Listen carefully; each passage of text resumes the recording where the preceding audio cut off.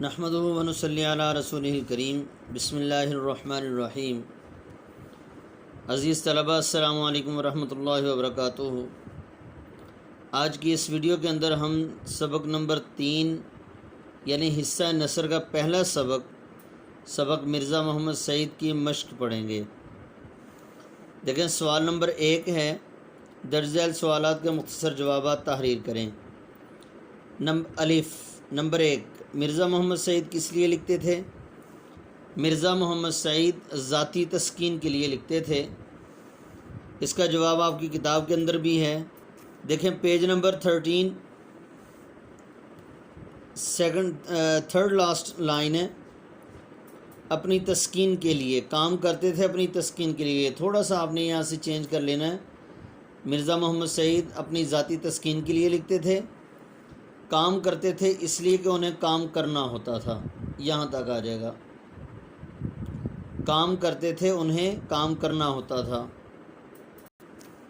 سوال نمبر 2، لاہور کے پبلشروں کے ساتھ مرزا صاحب کا رویہ کیسا تھا؟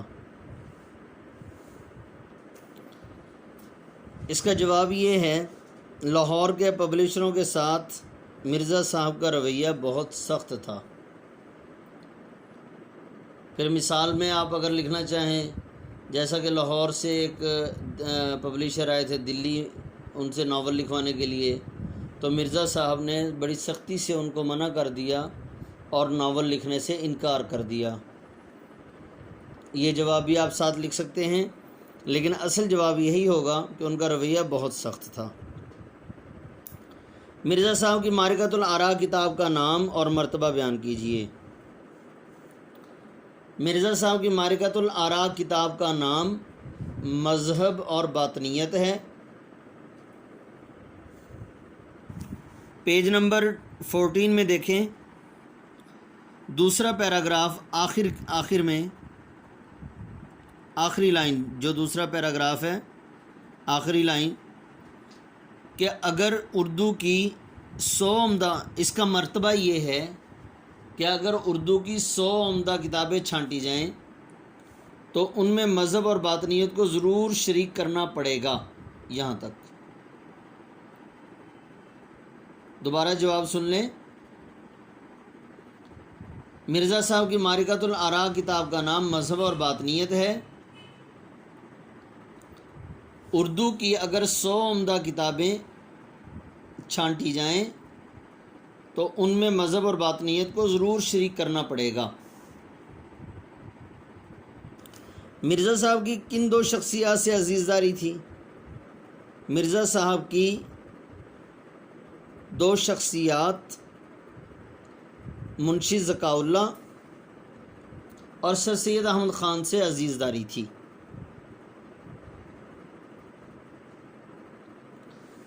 مرزا صاحب نے کس کالج میں تدریس کے فرائض سر انجام دیے؟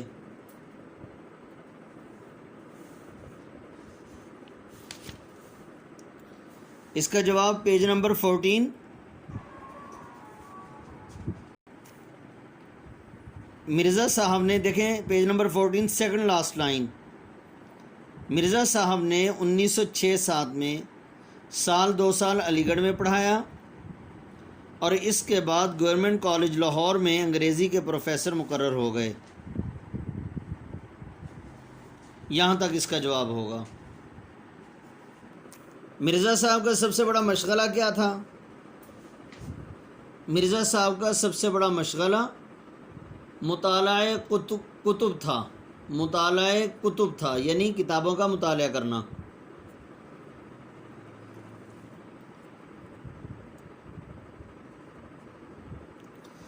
مصنف کے پروگرام دانشکدہ میں شرکت کی درخواست پر مرزا صاحب نے کیا جواب دیا؟ اب سوال کا جواب سن لیں، کچھ حصہ ہم نے سوال میں سے لینا ہے۔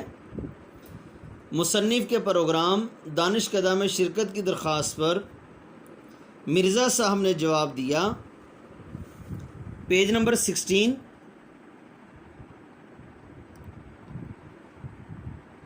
تھرڈ لاسٹ لائن دیکھیں، جواب دیا، آدمی شہرت کے لیے کام کرتا ہے یا دولت کے لیے؟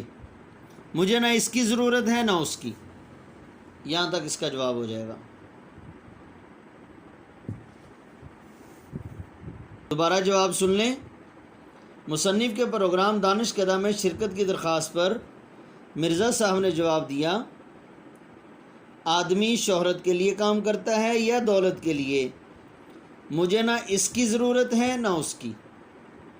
مرزا محمد سعید کا حلیہ بیان کریں۔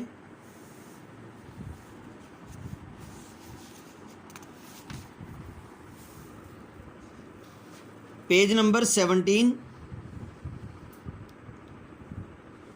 تھرڈ لائن، یہاں سے پیراگراف سٹارٹ ہو رہا ہے۔ مرزا صاحب بظاہر علیل معلوم نہیں ہوتے تھے، اکہرا ڈیل، اجلا رنگ، کشادہ پیشانی، گھنی بھووں کے سائے میں بڑی بڑی روشن آنکھیں، رخساروں کی ہڈیاں ابھری ہوئی، کتروا مونچھیں، ہنستے تو سامنے کے 2-4 دانت ٹوٹے ہوئے نظر آتے مگر برے نہ لگتے تھے، داڑھی منڈی ہوئی، دھان پان سے آدمی تھے۔ یہاں تک اس کا جواب ہو جائے گا۔ مرزا صاحب کا حلیہ، یہ اہم سوال ہے، اکثر پیپر میں آ جایا کرتا ہے یہ۔ مرزا صاحب کے 2 ناولوں کے نام تحریر کریں۔ پہلے مرزا صاحب کے پہلے ناول کا نام یاسمین اور دوسرے ناول کا نام خواب ہستی ہے۔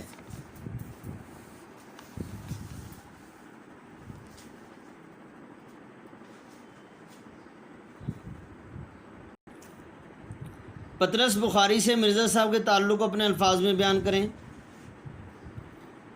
پطرس بخاری مرزا صاحب کے شاگرد تھے،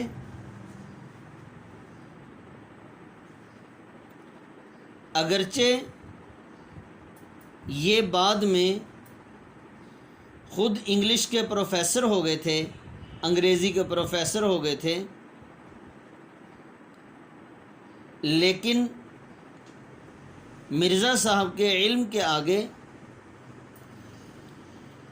اپنے آپ کو کمتر سمجھتے تھے۔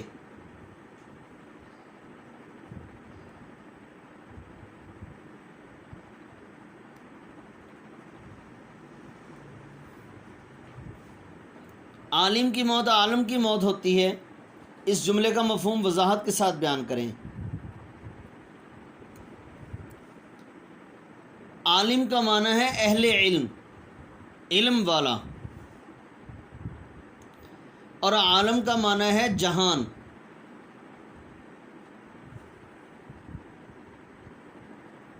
علم والا جب تک دنیا میں موجود ہوتا ہے لوگ اس کے علم سے فائدہ اٹھاتے رہتے ہیں،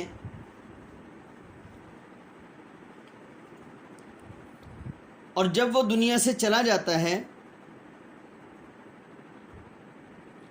چونکہ علم بھی جو اس کے سینے میں ہوتا ہے اس کے ساتھ ہی دفن کر دیا جاتا ہے، گویا کہ جہان والے، دنیا والے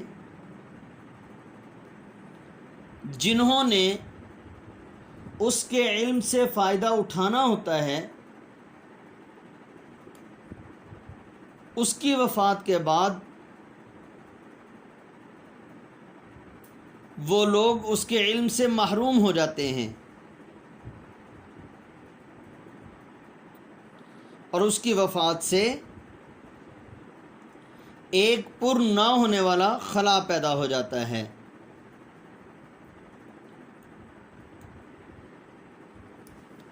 جی آگے دیکھیں، متن کی روشنی میں درست جواب پر نشان لگائیے۔ سبق مرزا محمد سعید کس ادیب کی تحریر ہے؟ شاہد احمد دہلوی۔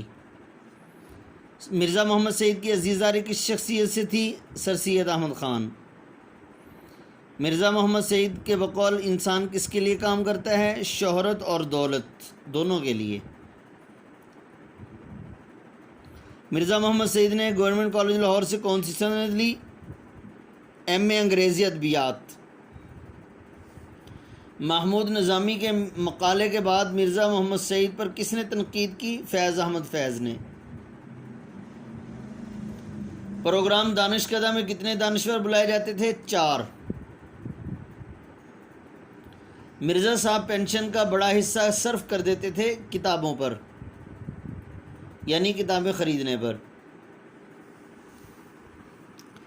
درج ذیل الفاظ و تراکیب کی وضاحت جملوں میں استعمال کے ذریعے سے کیجیے۔ جملے پیپر میں نہیں آتے، آپ کو الفاظ کے معنی جو ہیں وہ ساتھ ساتھ میں نے بتا دیے ہیں۔